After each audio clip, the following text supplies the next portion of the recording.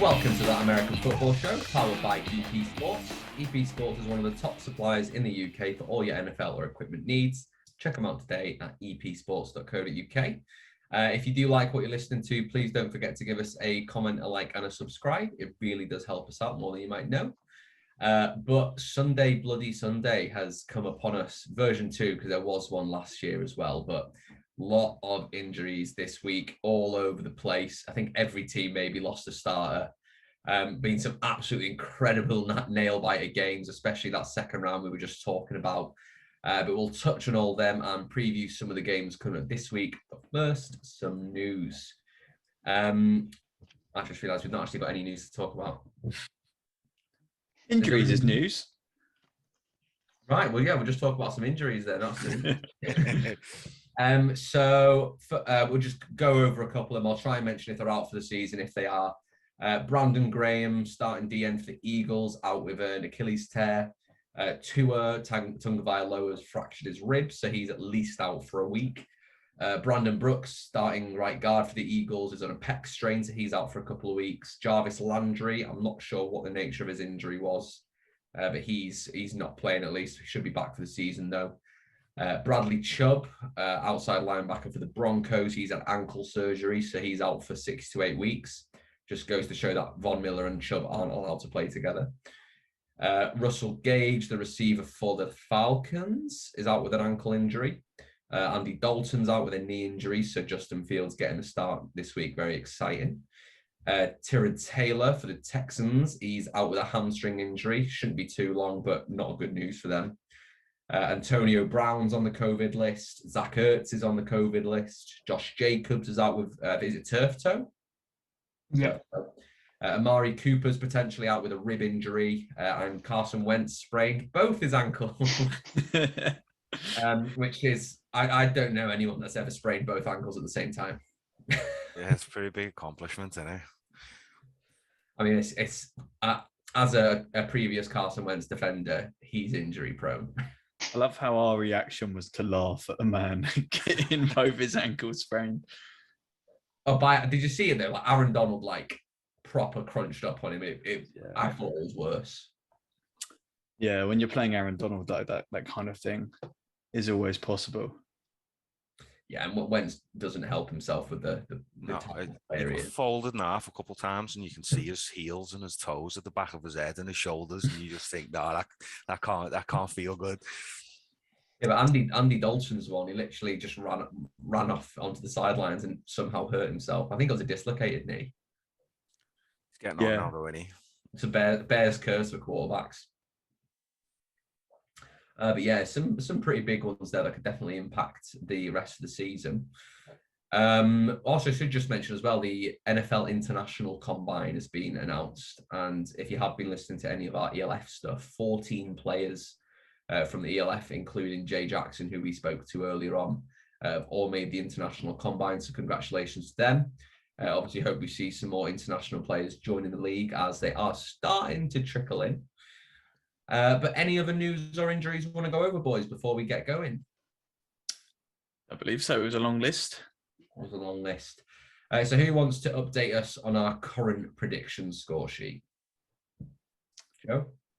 Oh, that's Tim's job. Tim has always been the best announcer. Right. Actually, let's just pause. Welcome back, Tim. Yeah. Thank you very much. Right, I forgot. What do I do? Do I do the whole last week, or do you want to do the whole thing? Do last week's and then the whole thing. Yeah. Okay. All right, let's have a look. So last week, it was a pretty good week for me, considering it was a very last-minute throw-together thing, because I actually forgot, to be perfectly honest. I had 11, and I managed to get somehow 14. Nobody got their bowl predictions correct at all, which means that the scoreboard for this week is Adam 20, Craig 21, Joe 22, Tim 24. I'm so sure this is what happened last time. Tim just takes a strong lead. I sit at the bottom and you two fight over in the middle. Yeah. Yeah. And I then don't know, someone the gets a first stupid time bold round. prediction. First time round, me and Tim went neck and neck the whole way. Yeah. And you were miles ahead as well of the rest of us. I think Craig got quite a few bold predictions. Yeah, and then last year it didn't seem to go too well for me, did it? I think I finished in last place last season. Couple of lone wolf selections though. I picked up Washington when you guys went for the Giants. Everyone took the Packers except for Joe, who took the Lions for some reason. Yeah, that I felt good about that after the first half. Craig bet on the Jags. That was bold. Yeah. I nearly picked them again this week, to be fair. I'll tell you something interesting. Craig, I think this was the first time, genuinely, in well over a year, because last year I think you picked the Ravens every week. The first time that you didn't pick the Ravens, and they went and won. It was, you know what? I woke up with a smile on my face still, so I'll take that. I mean, impressively, you did also call the Titans game that we all went Hawks with. Fergal wasn't happy, so I was going to make a few comments, but I thought, no, like I won't turn the screw. Right, let's get into next week's football. First game, we've got the undefeated Carolina Panthers heading to the Houston Texans on Thursday Night Football. This is my game. Undefeated Carolina Panthers come off a big 26-7 win over the Saints, who, as we know, previously laid the hammer down on the Packers. Included 4 sacks and 2 interceptions. One of them was by the rookie J.C. Horn. I was reading through some articles as well, and he did drop one earlier on in the game, and he immediately did 10 press-ups on the field. And he's got like a mantra that whenever he drops an interception, he does 10 press-ups straight then, which I like. But Sam Darnold threw for 300 yards, pretty balanced offensive attack. CMC looked good. It was nice to see him looking like a good player again on the field. That was nice to see. But the Panthers have now beaten the Jets and the Saints. So it's kind of hard to get a grip on if they are good, because no one's really put the finger on the Saints yet, and the Jets are the Jets. The defense certainly looks stout. Darnold is doing enough to get the wins, so that's what they need. The Texans lost 31-21 to the Browns, and they obviously lost Tyrod Taylor in that hamstring injury, which keeps him out week 3. Tyrod was one of the few highlights on that Texans team. I mean, we all had him going 0-17 or 1-16, and he was the only one kind of pulling him out of that hole. Not much to look forward to in back of David Mills starting. Texans continue to get good use out of Brandon Cooks, who's he's bounced around a few places, always struggled, but he's now looked like, obviously it's not a great team, but if he's settled into that wide receiver 1 spot, that's great. And they do have a solid stable of running backs, but they just couldn't do much against that Browns D-line, which is pretty fierce. Not too much to discuss in this game, to be honest. The Panthers look strong on both sides of the field in comparison. The Texans have shown they're better than we all anticipated, but really, if you're down 2 starting quarterbacks, technically, the Panthers should just dominate this game. I've got them winning by 17. I've gone the same. Panthers 17. Yeah, I think the Panthers are going to win. That defense is good, really good. So, I'm just expecting them to shut them out. I've got Panthers by 9. You muted him. He's out of practice. I'm out of practice. I've got Panthers by 8. Okay, Tim, you've got the next game. Chargers at Chiefs, a bit of an AFC East game. Wes. It is. So it's the battle of the bottom 2 teams in the AFC West. Both the Chiefs and the Chargers are 1-1 after surprise losses in week 2. The Chargers lost their home opener to the Cowboys 20-17.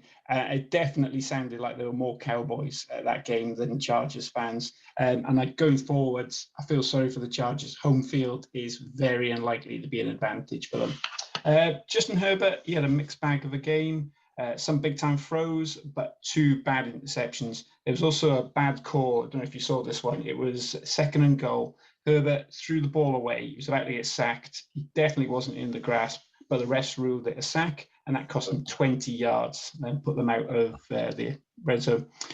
Chargers D was torn apart on the ground by Tony Pollard and Zeke Elliott. I actually feel sorry for any fantasy owners that got Zeke Elliott, because Tony Pollard's getting a fair share. The Chiefs lost 35-36. It's got to be called a classic. It was a great game to watch. It looked like it was going to be the same old story. Chiefs started a drive, and it looked totally looked like Mahomes was going to do it. But then Clyde Edwards-Helaire, he fumbled, giving the Ravens a first win in the Mahomes-Jackson era. Mahomes' stats, they were padded a lot of yards after the catch, but it wasn't his best game. Chiefs' running game looked straight up bad. It looked absolutely terrible. So the Chargers need to be at the best, and the Chiefs need to be at their worst for the Chargers to win. So Chiefs are going to be too much offense for the Chargers. I've got the Chiefs by 7. Yeah, I've gone Chiefs by 4. Yeah, I have a weird feeling this might be quite close, so I've gone Chiefs by 3. Yeah, it's a divisional game, so I don't see it being too out of the blue. But yeah, Chiefs by 7. That Chargers sack call was so, like, I'll get onto the Chargers, but it was such bullshit. Like, he was literally throwing the ball, and he said, no, he was, what was it, like, backwards? He was going backwards 2 minutes to sack. What? Yeah, Calls in general have been pretty bad, I think, so far this season. Yeah, there's been a lot. Yeah, the refs definitely helped the Cowboys in that game. Yeah.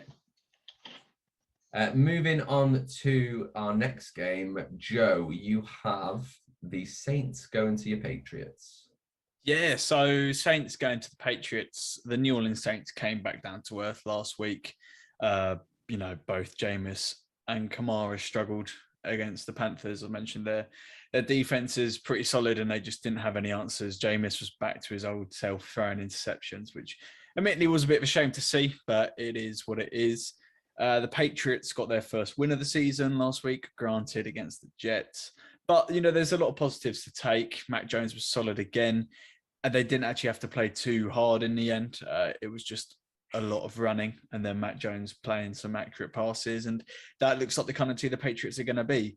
The defense was a lot better, as a lot of people saw. We picked Zach Wilson off 4 times.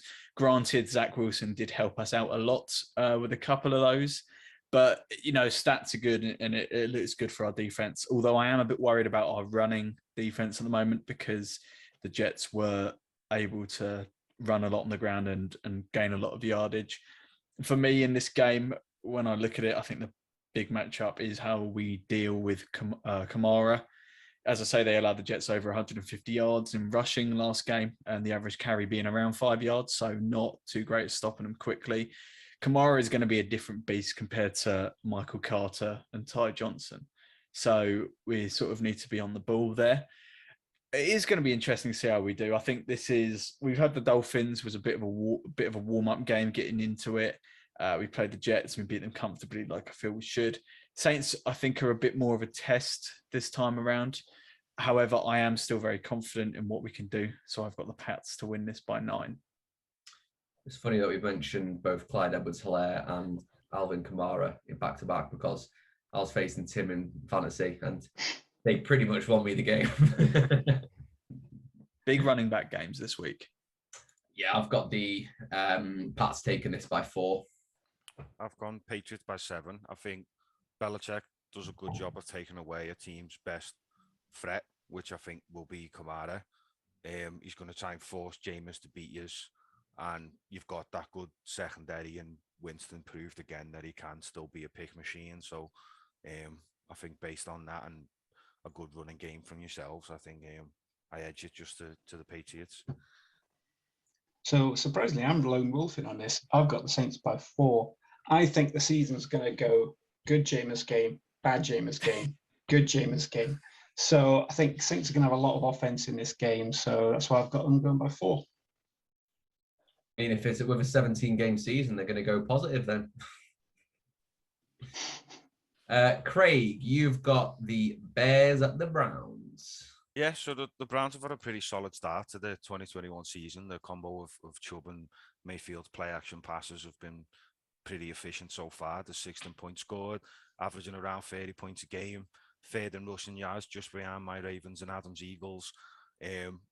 Mayfield's completed 82% of his passes, hooking up with 10 different receivers, and that's been without Odell Beckham Jr., who is yet to take the field. He's recovering from a knee injury still. He's also going to be without Jarvis Landry this week, who's been his main number 1 target in Beckham's absence. So that's going to leave Rashard Higgins, Peoples-Jones on the outside. So I think the two have only combined for 4 catches and 45 yards over the first couple of weeks. So I think he's going to have to likely work more towards his tight ends in terms of Hooper and Njoku there, and Kareem Hunt. Eli only likes to throw to him out the backfield.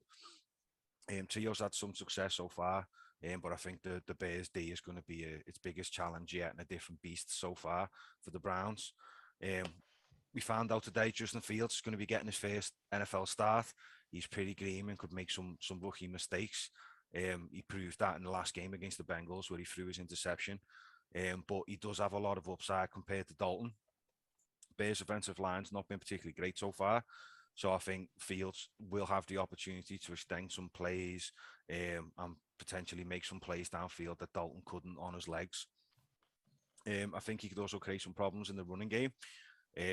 And the Browns also have no tape on him. So that's also a plus for them there. Montgomery, he's been that main spark of their offense so far this year. He should have some better opportunities this week with Fields in the game. Just obviously makes it a bit more dynamic and a slightly different threat there. I'm looking for Allen Robinson to get on sack as well. Now Fields is out there after catching just half his targets through 2 weeks, and he's only had 59 yards, so not a great start to him. Dalton was never really going to be the answer there, was he? So I'm hoping Fields really sort of picks this offense up and gets it going. Cleveland's defense were supposed to be the strong suit coming into the year, but so far they haven't really lived up to them expectations from what I've seen. They're only 18th in yards per play, and they're the worst in the league on third down so far. I can understand having trouble against the Chiefs in week 1, but Houston, they converted 57% of their third downs last week. So I think having an elusive quarterback like Fields, the Bears should be able to sort of cause them some problems still. Cleveland's as well only had 3 sacks on the year so far. So I think Fields should have a bit of time. I'm hoping, even though that offensive line isn't particularly great at the moment, and be able to scramble around a little bit. So I'm looking for the Bears to have a bit of success here and pull out maybe a little bit of an underdog win and a shocker. I've got Bears by 3. That is bold. Are you crazy? But yeah, I don't see that offensive line does not stand up to Myles Garrett. I don't think I think they're already down to like their 3rd left tackle. I've got the Browns taking it by 8. Yeah, I think the Browns are one of those teams that need to get warmed up and get going. And I think week on week they're just going to keep improving. And I've Justin Fields. I haven't seen enough of him yet, but I think he needs a few games to settle in. So I've got Browns by 7. I've got the Browns by 8. I think this might be a high-scoring offensive game. We'll come to that later when we get to bold predictions. But I think Justin Fields is going to be running around and chucking the ball down the field as much as he can. So I think it might be a good game. Okay. Moving on to my next game, I've got the Washington football team heading to Buffalo to play the Bills. So Washington come out of a game that, I mean, you could say they won, but there was no real winners in this game. Except for Heineke. He was now sponsored by Heineken because of his name, which is nice. Beating out the Giants on basically penalties. Some players did have a good game. Scary Terry's always going to have a good game. 11 catches, 107 yards, 1 touchdown, 4 sacks for the defense. But yeah, the Giants beat themselves in this game. I'll talk about them a bit later. But yeah, 2 touchdowns that weren't there and a false start on a game-winning kick's not how you win games. Bills, on the other hand, get a huge blowout win against the Dolphins. I think I saw a stat on the game where it was like the first, biggest blowout since 1966 or something. But it was just mostly due to the Dolphins O-line. It was really, really bad. I think the first drive was a 3-and-out that included 2 sacks. So yeah, they just bullied Tua. The hit that fractured his rib by AJ Epinesa, he literally didn't get touched. He just ran straight through him and slammed into Tua. But Singletary for the Bills had a really good game. 82 yards, but he had 1 really big 40-ish yard run for a touchdown. And Josh Allen started to show off his athleticism again. There was a really good scramble play where he chucked it across his body to Stephon Diggs for the touchdown. Going into the game, Washington's defense is obviously always going to be able to apply that pressure on Allen and on the offense as a whole. And the Bills' defense is suited to stopping Washington, really. They've got Tre'Davious White they can put on, Scary Terry, and their linebackers are really good with Tremaine Edmonds being able to stop Antonio Gibson, that multifaceted running back. I think the game's going to be. I say the game's going to be closer than expected, and I wrote a really bad score. I see Josh Allen's not going to have the mobility he usually has because of the capability of that Washington defense. So he's going to be in the pocket a lot more, being forced to pass, but he can do it when he needs to. And the Bills just outclass Washington in the most important thing, their quarterback play. You're going to put your money on Allen over Heineke. I've got the Bills by 14. I've gone Bills by 10. I think it might be a little bit closer. Just got a weird feeling, so I've got Bills by 4. Same as Craig, I've got Bills by 10. Okay. On to you, Tim. You've got the Cardinals going to Jacksonville. Yep. So the 2-0 Cardinals face the 0-2 Jags. Cardinals took down the Vikings 34-33. However, it must be noted that this was only because Vikings kicker Greg Joseph missed an easy 37-yard field goal. I say easy because he'd kicked 2 longer ones previously in the game. Kyler Murray continued to play like the MVP runner-up he will be. He threw for 400 yards, 3 touchdowns, and he ran for another TD as well. He did throw 2 interceptions, though. Rondale Moore looks like he's going to be something special. He had 7 receptions, 114 yards, and a touchdown. Don't forget, this is a team with DeAndre Hopkins and AJ Green.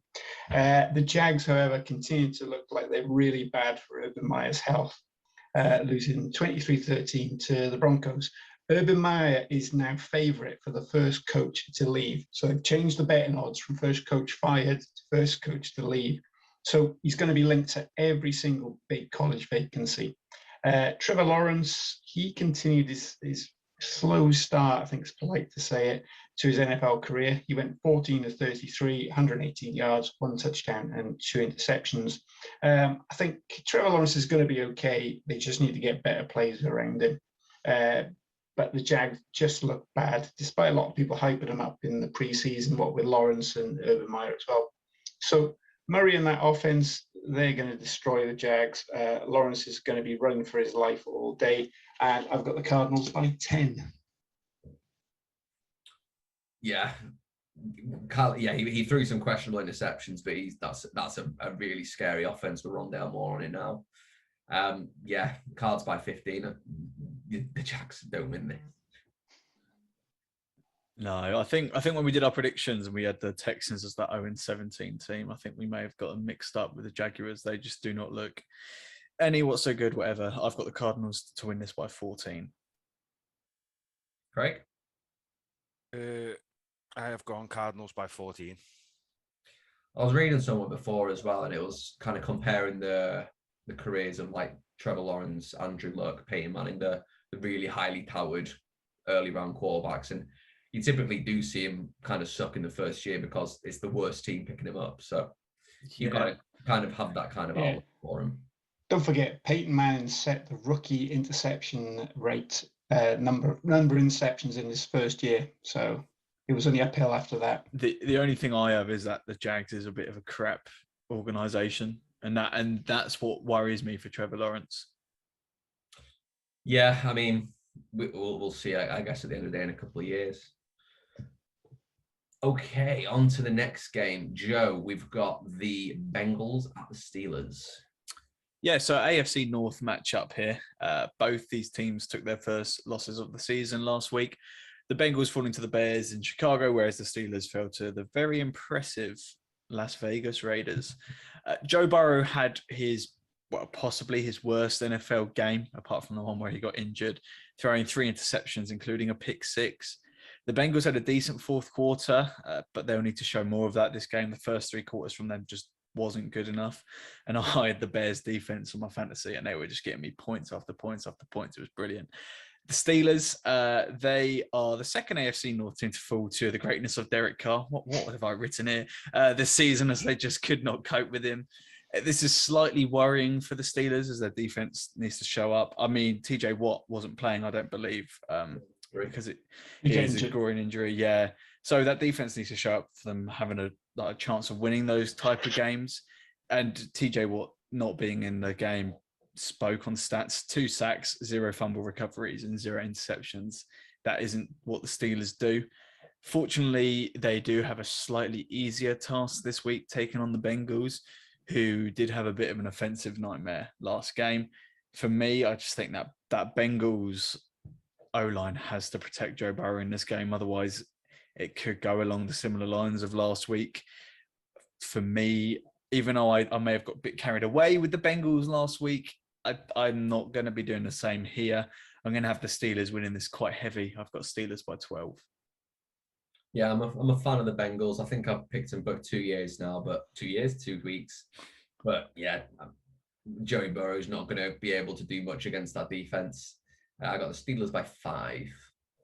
Yeah, it's a divisional matchup with two teams that are obviously going to know each other quite well. I've gone Steelers by 6. I think it'll be sort of a fairly close battle. I Go on, sorry. I agree. I've got Steelers by 5 in a close game. Big Ben has picked up I think it's a pec injury. He's not necessarily ruled out, but because Big Ben's a bit of an Iron Man. He does play through a lot of injuries, but it's not great for him.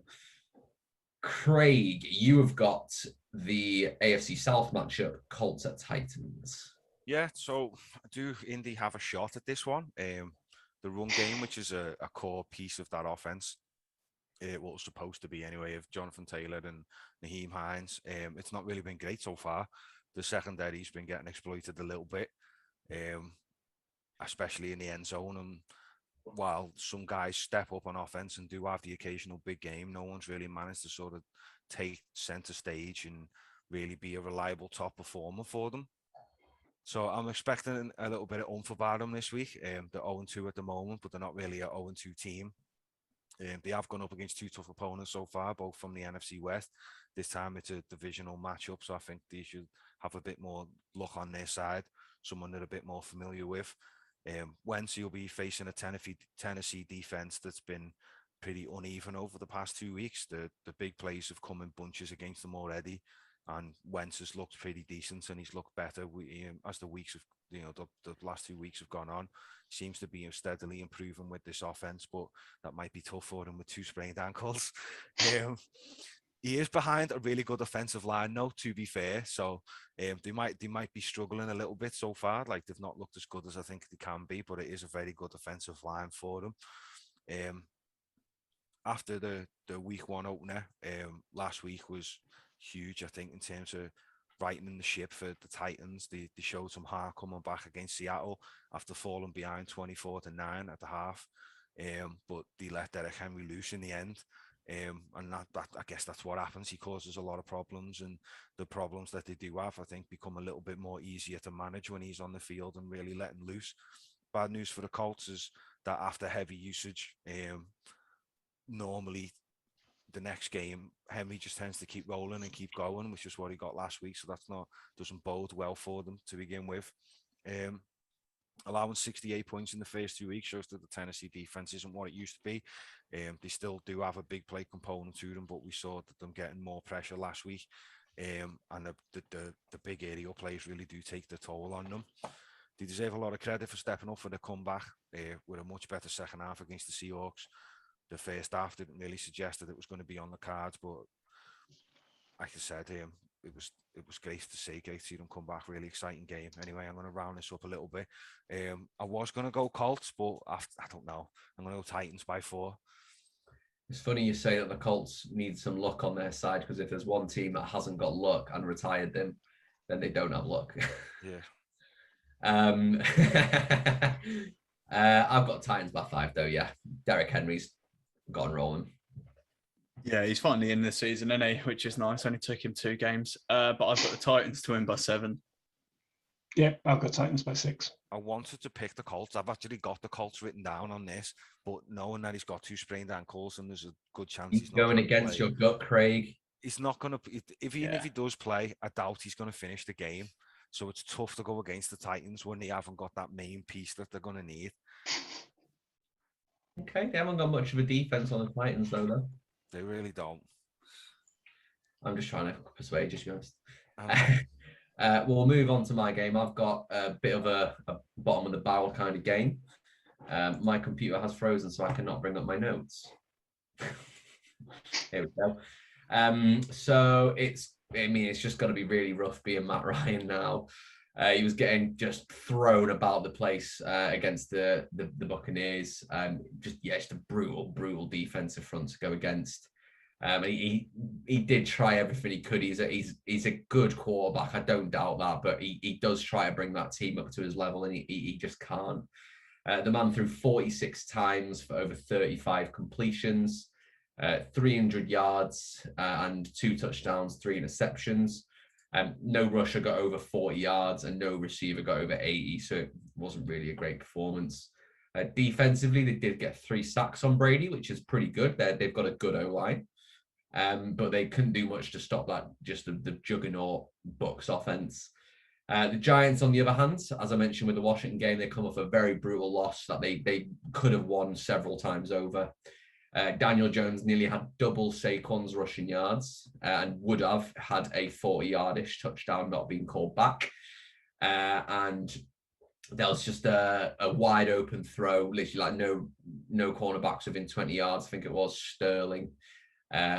Shepard, and he dropped the ball. It was just terrible. Offensive line does look better. They were stopping the pass rush pretty well, and a couple of receivers were getting catches, but Graham Gano went 5-5 for 17 points for the Giants, so that was a bright spot for the Giants. But yeah, like I said, a bit of a bottom of the barrel affair. It is 2 offenses that can pile on the points against mediocre defenses, of which both teams do have. The Giants' defense has definitely regressed this year. I thought they would come in as a strong defense, but yeah, it's just not looked as good as last time. That being said, they've only played 2 games, but enough has been said about the Falcons' defense. I think they broke their own record, having like 80 points on them in the first 2 games, when previously it was like 76. I do think Saquon's going to have a very good game against the Falcons, though he does thrive against defenses that can't tackle him, and the Falcons can't tackle. So I see him squeaking through this game with 4 points. Yeah, that Giants Washington game, it feels like the Giants should have won it by about 10 points, but they just completely ruined it themselves. So I believe in the Giants not to make the same mistakes last week, and I've got them comfortable winners, winning by 8. I've got the Giants by 4. I was reading earlier in the week, a well-known website that grades players has got Daniel Jones as the second top quarterback in the league as far as grades concerned. I don't really see that myself, but there you go. I'm lone wolfing it. I'm going Falcons by 3. I think I did a cut out again then. I don't know. No, you were good. No, you were good, mate. I don't know. It's 2 teams that I think are going through a rough patch at the moment. I don't know. Yeah, I'm going to go Falcons. Why not? You always used to go for the Giants in this circumstance. I know, but yeah, I'm going to go Falcons this time. What can I say? I like an underdog. All right, Tim, we've got Jets at Broncos. Indeed. The 0-2 Jets take on the Seahawks. Take on the second place team in the AFC West, the 2-0 Broncos. I ruined my own joke there by reading it wrong. Broncos had a relatively easy win over the hapless Jags. Most interesting part of this game is the play of Teddy Bridgewater and Cortland Sutton. Sutton's taken the #1 receiver role from Jerry Jeudy. He's obviously injured at the moment. He had 9 receptions for 159 yards. Teddy Bridgewater once again showed that he's more than capable quarterback. For the season, he's thrown 592 yards, 4 touchdowns, and no interceptions. Bradley Chubb, we mentioned it earlier, his comeback didn't last long. Unfortunately, he re-aggravated his ankle injury in the second quarter. The Broncos, to be fair, they benefited from a pretty easy opening schedule. They had the Giants, the Jags, and now they got the Jets. So the Jets' miserable start of the season continued with a 25-6 defeat to the Pats. Zach Wilson continued his miserable start to his career with 4 interceptions in this one-sided competition. This was the 11th straight time the Jets had lost to the Pats. It got worse for the Jets when the crowd started booing the guy who'd been seen as their saviour only a few months before. It doesn't help that his left tackle, Mekhi Becton's out injured. It's Weird if you look at the stats, because the Jets actually had more yards and more first downs by the Pats, even though it was quite a one-sided game. So things aren't going to get any better this week for the Jets in Denver. Denver are playing well on both sides of the ball. I've got Broncos by 10. You can argue the Broncos have got a stronger defense than the Pats right now, and the offense is definitely stronger right now. Broncos look good. Broncos by 14. I've gone Broncos by 11. Yeah, I think the Broncos have got this in the bag. Broncos by 7. Oh, pretty confident for the Jets. You there, Joe? I know. I'm being nice to him. Speaking of which, your next game is one of the best matchups this year, probably. Buccaneers at the Rams. Yeah, so Bucks at the Rams. So the two NFC big boys, in my opinion, go head to head in, which is going to be a huge battle. Brady is still Brady, but looks better than Brady. He's got 9 touchdowns in the last 2 games. It's not too bad of a start, even if it is against 2 poor defenses. The Bucks had a heavy victory against the Falcons, however, still conceded 25 points to Matt Ryan and co. Saying this, their secondary is much improved this time round as they picked up 3 interceptions after being dominated by the Cowboys wide receivers in week 1. They do come to face an extremely tough Rams defense this time round, who last week picked up 2 interceptions in a close game versus the Colts, including a game winner from Jalen Ramsey to close the game out. Their offense was going last week as well, the Rams, especially Cooper Kupp, who went for 163 yards and 2 touchdowns. So, yeah, very good outing by him. These two teams met in week 11 of last season, where the Rams won 27-24 in Tampa Bay. However, the Bucks have only lost 1 more game since that matchup. So a lot has changed since then. This, for me, is going to be that Bucks offense against that Rams defense. I think they're possibly the two best groups in the NFC. And I just think it's going to be just an absolute clash of the Titans. It's close, though. I find it really hard who to go for. I know the Bucks are on this absolute rampage at the moment, winning games, but it's a SoFi Stadium. The Rams seem to be playing well there with their fans all in that stadium. They're a solid team. They've got a great defense. I think the Bucks defense hasn't quite come to what they were at the end of last year yet. So I am fancying the Rams to go and nick this one by 5. I've gone Bucks by 4. I've gone Bucks by 2. As an Irish rower once said, "'Tis a simple game. All you need to do is score more points than the other team. So it doesn't matter about the Bucks' defenses; they'll just score more points than the other team." So I can't see anyone. The Bucks just look unstoppable. So there you go. I'm with Joe though. It is a clash of the Titans. Yeah, I don't know. I just think that the Rams defense is that good that if they can just keep that pressure up, they can take it. But yeah, it could go either way. Rams by 6. I think if the Bucks are going to lose a game, this is like the high chance of it being this one. Now they should lose it to the Eagles, I think. Oh, yeah, of course.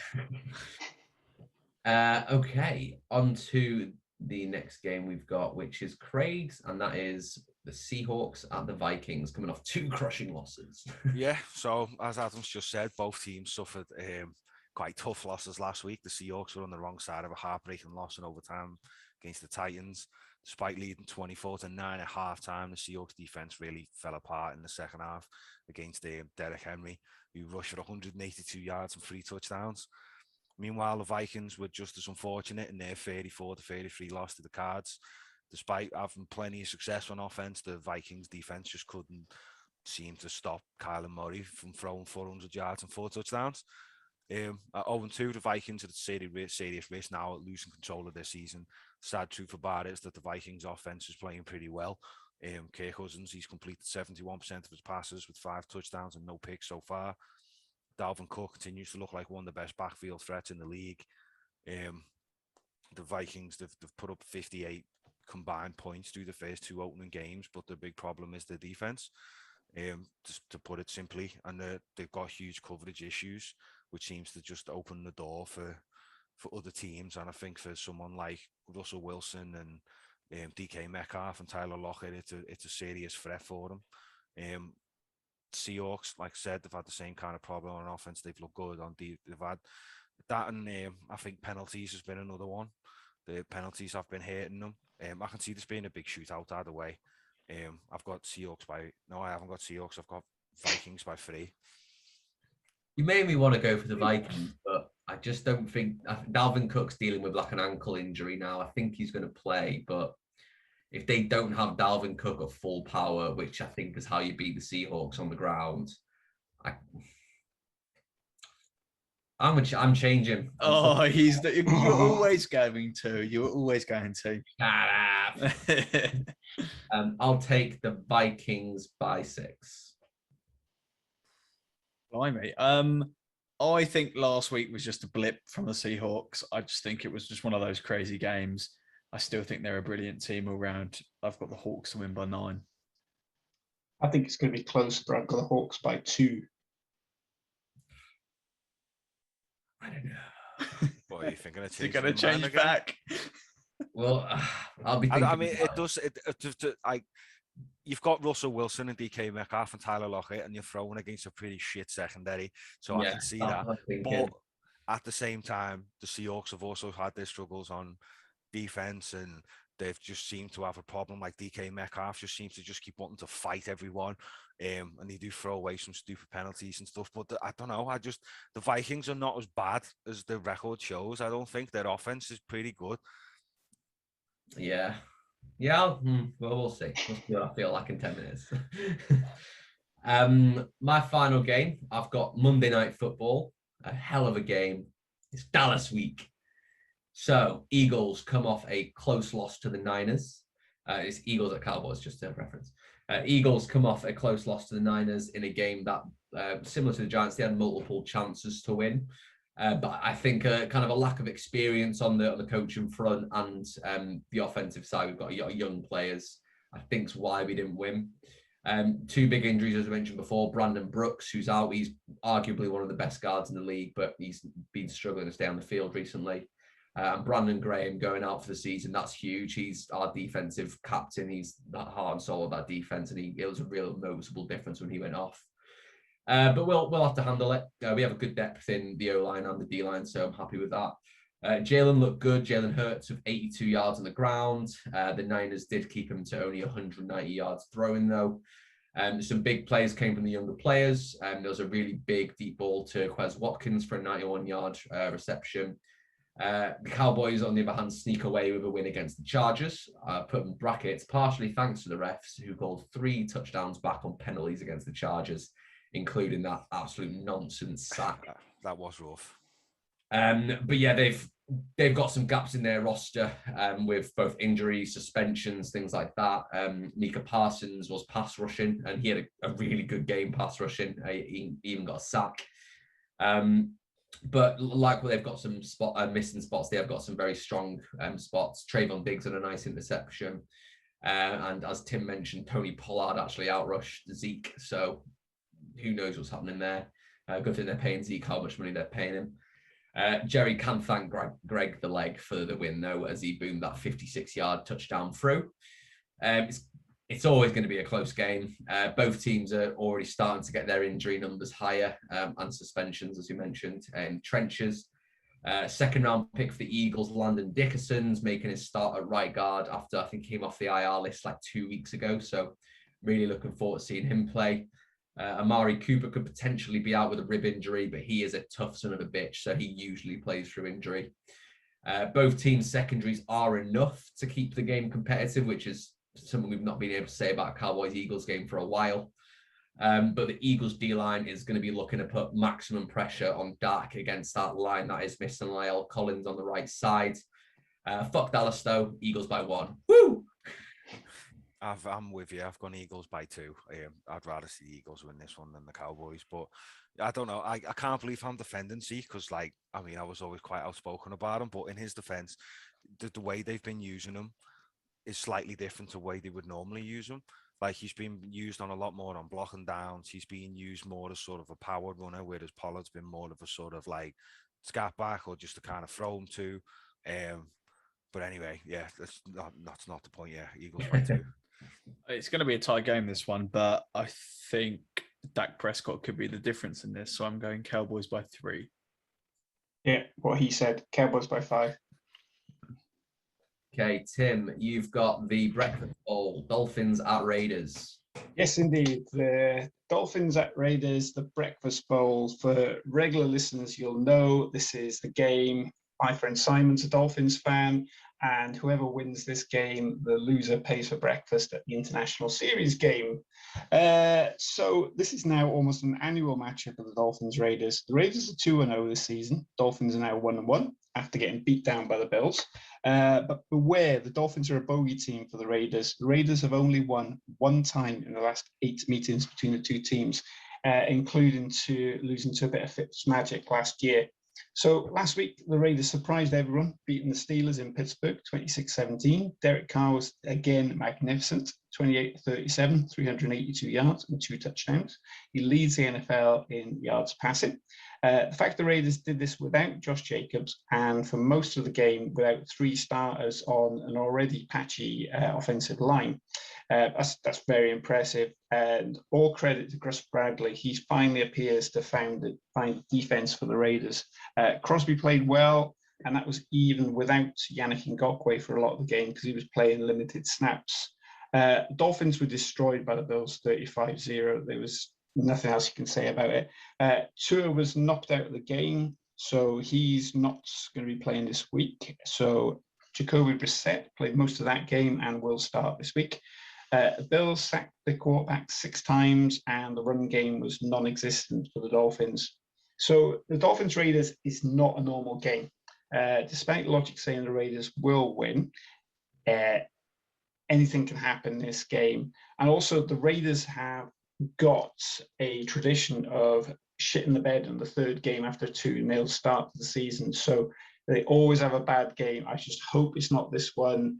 And despite all I've just said, I'm going Raiders by 3. I've been tempted. I've flip-flopped a lot, but I'm gonna stick with my guns. I'm going Raiders by 3. Yeah, without Tua, I don't see the Dolphins really having a chance, especially with Brissett. I've got Raiders by 12. Yeah, being on the outside of the Breakfast Bowl, I know there's a lot of emotion that comes with this game, Tim, but I just can't see anything but a Raiders win. I'm going Raiders by 8. Love it. So next game, Joe, you've got the Ravens going to the Lions' Den. Yeah, so last week the Ravens played a part in possibly weirdly the biggest upset of week 2 when they beat the Chiefs. But that could be the game of the year. I thought it was. I can't remember the last time I actually sat down and enjoyed watching a game that much. Like Lamar Jackson he's a superstar. Like I'm tired of hearing any arguments saying otherwise. His running, his scattering, his throwing is just at such a good level. And, you know, he was a big reason, nearly the only reason why the Ravens won that game. What I find most admirable is even with like their injuries, the Ravens have stuck to their identity of being like a run-first team with a strong defense. Their rookie, Odafe Owa, I believe that's how you say his name. He clinched the game by punching the ball out of Clyde Edwards-Helaire's arms with the Chiefs looking to push down the field. Also, you got to respect the bollocks from John Harbour for going for it on 4th and 1. Granted, it was kind of one of those positions where if we don't get this 4th and 1, you know, the Chiefs are going to score a field goal. But then he was also thinking, if we punt this, it's Mahomes with a minute to go. You just can't take the risk. So fair play to him. The Lions, so they had a brilliant first half against the Packers, but not so great second. They actually weirdly are. I never thought I'd say this. The Lions are one of my favorite offenses to watch. Okay, they have a great offensive line. They do, which gives Jared Goff a lot of time to throw the ball. And I think Goff actually looks fairly good when he's got a bit of time. He's got some exciting receivers around him. None more exciting than TJ Hawkinson, the second-year tight end. And their running game with DeAndre Swift and others is it's just good fun to watch. When you've got a good offensive line, everything looks a lot smoother. So for me, this matchup is in the trenches. Can that Ravens D-line get through the O-line of Detroit to put pressure on Goff to cause him to make some mistakes? He did throw an interception last week and also did lose a fumble. So he has got those mistakes in him, as we all know. And it'll be interesting to see if the Ravens can keep the spirit that they've got going after the the disappointment of week 1, but they're going to be on a high after week 2. I believe the Ravens are going to do this, and I think they're going to do it comfortably. I've got them to win by 10. I smell an upset. I don't know why, but I've got the Ravens winning by 9. Going Ravens by 8. I'm going Ravens by 7. And for our final game, Craig, wrap it up with the Packers going to San Francisco. Yeah, so the Packers couldn't have played any worse in the week 1 defeat against the Saints, but they did a good job bouncing back last week, beating the Lions 35-17. Rodgers was much better last week. He was 22 for 27, 255 yards and 4 touchdown passes. The Detroit defense just had no answer to that Green Bay offense virtually for the whole game. Some players who played key roles in that, Aaron Jones and Devontae Adams. Jones had 3 touchdowns and he ran the ball 17 times for 67 yards. Adams, 8 receptions and 21 yards. Although the Packers, they won by 18, the game it didn't start off easy for them, but the Lions were leading 17-14 at halftime, but the defense for Green Bay really seemed to sort of figure things out in the second half and didn't allow a single point for the second half of the game. Monday was certainly a step in the right direction for them, but Sunday's going to be a whole different test for this Packers team as they're walking into a pretty tough place to go and play against a team with a good quarterback and a solid defense. 49ers, well, they've gone to 2-0 now, beating the Eagles 17-11 in what was a pretty good defensive battle on both sides of the ball. Quite the opposite from week 1 when San Fran put up 41 points against the Lions. 49ers, they had a 7-3 lead at the half, and from there on out, there was not a lot of offense. It was pretty much just all about the defense at that point. Garoppolo went 22 for 30 and 189 yards and a touchdown. His stats were obviously not as big as his week 1 game, but he still looked clean, still looked confident. And the defense did a good job of containing Philly in the end to just do enough and squeak out the win there. Quarterback Jalen Hurts, he went 12 for 23 and he didn't throw a touchdown. First 2 quarterbacks that this defense has had to face have been Goff and Hurts, as I've just mentioned. This week they're going up against one of the best in football, arguably, Aaron Rodgers. So they're certainly going to have their hands full if he's playing as we know he can play. However, I've got the 49ers squeaking this one out by 3. I'm jumping ship to the Packers. I just, from what I remember, the 49ers secondary is battered and bruised right now, and that's one thing you don't want against Aaron Rodgers. So I'll take the Packers winning it by 3. Yeah, it's a fair point. I'm going to stick, though. I'm going to go with 49ers by 2. I'm going Packers by 3. They were my Super Bowl pick, and I'm sticking with them. I'm also jumping ship from the Vikings. So am I back to lone wolf in it now? Yeah.